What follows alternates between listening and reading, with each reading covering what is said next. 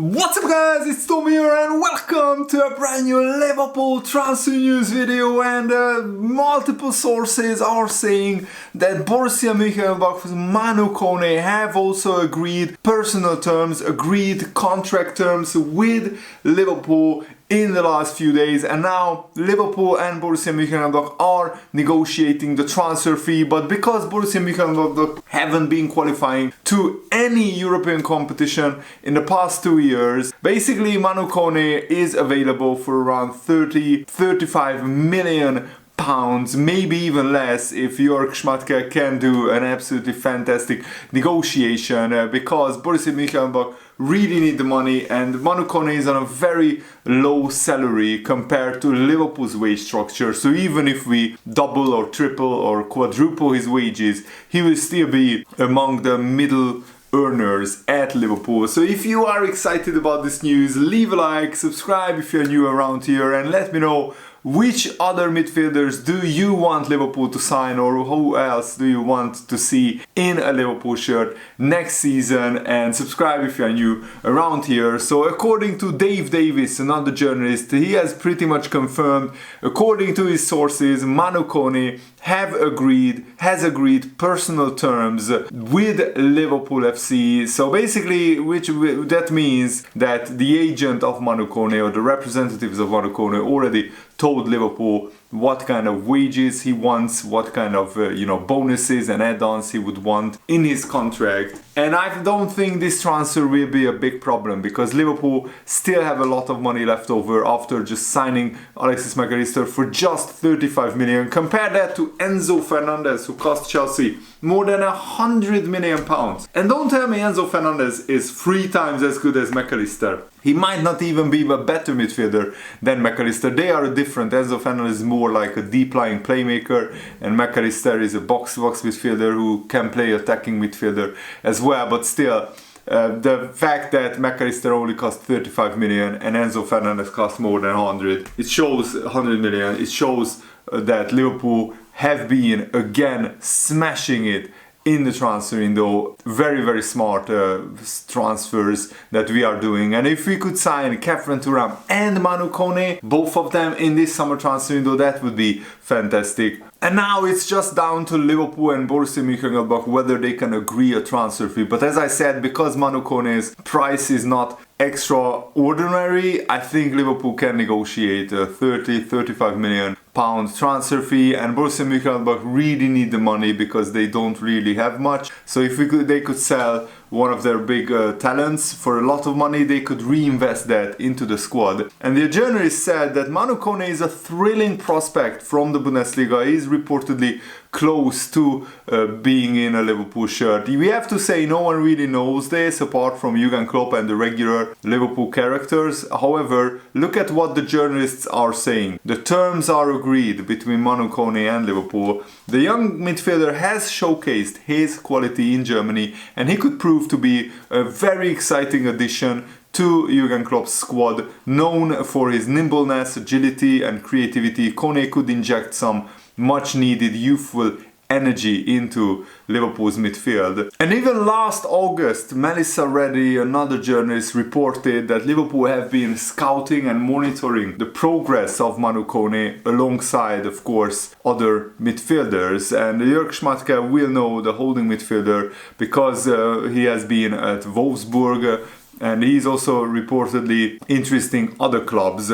But actually, Manu Kone made, in terms of total tackles, the 9th most tackles in the Bundesliga, 8th in the duels won, possession won in the middle third. He's 10th in that ranking in the Bundesliga, possession won in the final third. He's 22nd, and he has won 74 fouls in the Bundesliga, which makes him in second place in the Bundesliga ranking, which is really, really impressive. He has a great ability to win back possession, and that will not have gone unnoticed by the new sporting director of Liverpool. Kone produced a powerful midfield display, for example, to help Borussia Mönchengladbach shock Bayern Munich multiple times. They have beaten Bayern 5-1 and 3-2 in the German Cup and in the Bundesliga as well. And because we have lost Naby Keita, Alex Oxlade-Chamberlain, James Milner, Fabio Carvalho could be sold or sent out on loan. Liverpool desperately need at least 3 midfielders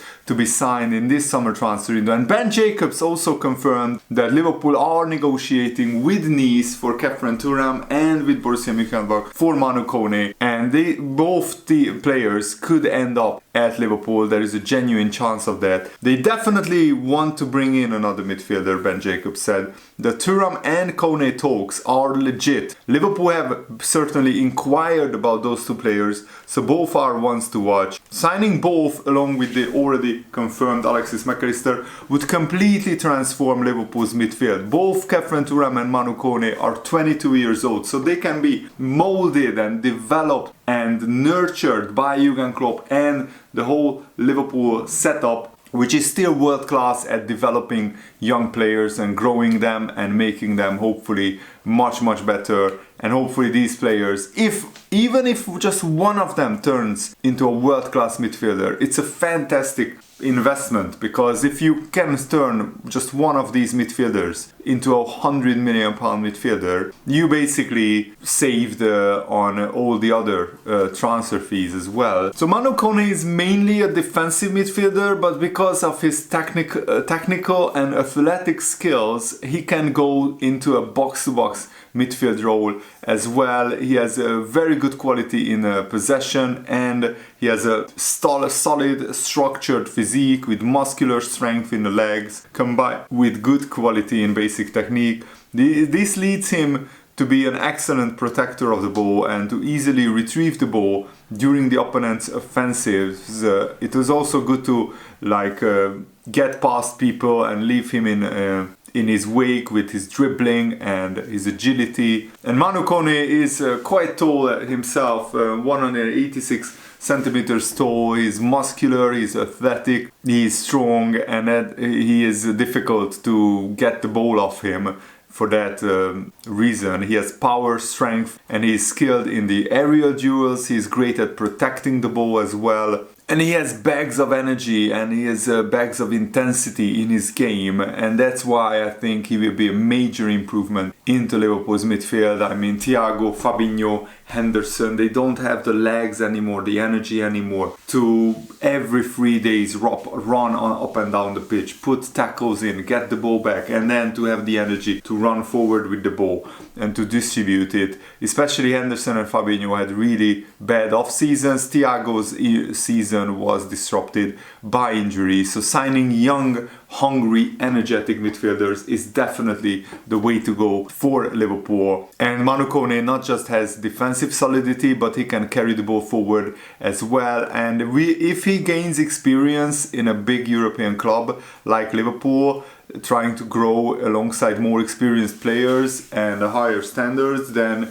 he can definitely improve and progress a lot. One of his greatest attributes is his pressing and his counter pressing, because Manu Kone is unrelenting in his pressure out towards whoever is in front of him. An absence of scanning means he can be sometimes a little bit reckless, yet his aggression towards ball holders has been successful in forcing early decisions that have worked in his team's favor, because if you press the guy who has the ball, he has to make a quick decision, and sometimes that leads to an error where he gives the ball away and you can attack the opposition straight away. His technical approach, however, often disregards his opposite number and is made worse by his narrow body shape and the way he fixates his press towards one narrow direction. This is further impacted by his ball watching, which sees him leave spaces exposed deep in midfield and allows him sometimes to be easily bypassed, especially given that he chases the ball's literal path rather than assessing the space and anticipating the ball's next movement. But that will be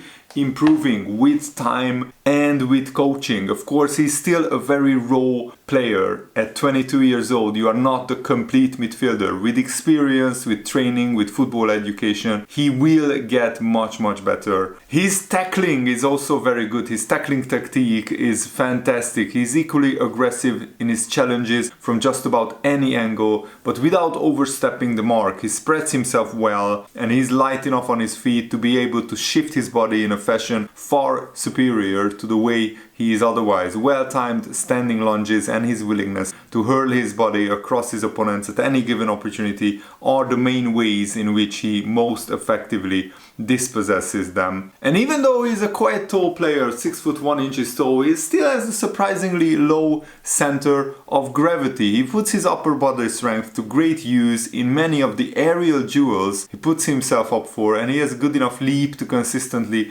win headers against strong opposition. So in conclusion, Manu Kone appears to be a best placed as a link-up player in a three-man midfield, maybe a role just off a sole defensive midfielder, potentially optimal given his ball progressing skills, the brands of football showcased by both the Bundesliga and more specifically Borussia Mönchengladbach are aspects that could help move Kone up a few more gears, since his most dynamic and devastating plays often come in attacking transitions, of which there are plenty to feast upon in Germany. The fact that his rover traits could certainly improve in the very near future marks his ceiling at a very high level already, especially with certain areas displaying untapped potential, like his creativity, the fact that his skill set could be well adapted to various game states. So there's definitely the possibility that the 22-year-old could reach the heights of Champions League football eventually.